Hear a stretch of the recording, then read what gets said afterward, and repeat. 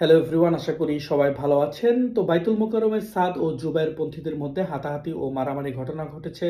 তো ঘটনাস্থল থেকে আমরা জানতে পেরেছি যে এ সময় আপনার যারা উপস্থিত ছিলেন তাদের মাধ্যমে জানতে পেরেছি যে এ সময় একে অপরকে কিল ঘুষি, তাদের জামা কাপড় ছিঁড়ে ফেলা এবং জুতা নিক্ষেপের মতো ঘটনাও ঘটেছে।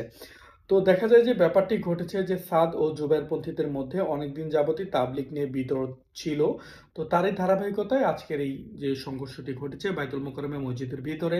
তো আমরা জানতে পেরেছি যে একজন মুরব্বি, সাদ গ্রুপের মুরব্বি যখন বয়ানের জন্য উঠেছিলেন তখন জুবায়েরপন্থীরা তাদেরকে কিছু কথা বলেছে। তার প্রতিবাদের প্রেক্ষিতে দুই গ্রুপ মারামারিতে ঘটিয়ে পড়েছে।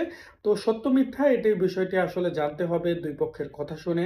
তো যতটুকু আমরা জানতে পেরেছি সেটাও বিষয় না। এখানে বিষয় হলো যে দুইটা গ্রুপ যারা কিনা ইসলামের খেদমতে আছেন, যারা কিনা ইসলামের ভালো চান।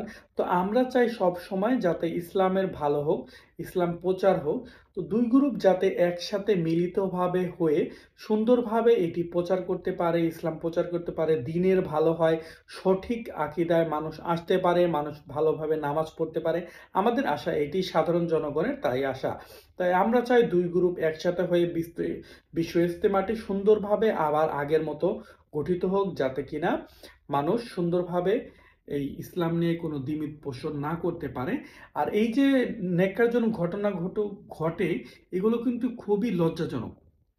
কারণ এক ভাই মুসলিম ভাই অন্য ভাইয়ের গায়ে হাত তুলবে, এটা আমাদের কাম্য না। আমরা চাই না এরকম সংঘাত।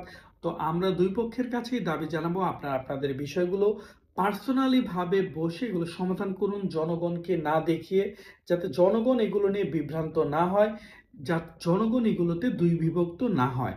তো সবাই ভালো থাকবেন। আজকের ভিডিও এ পর্যন্তই।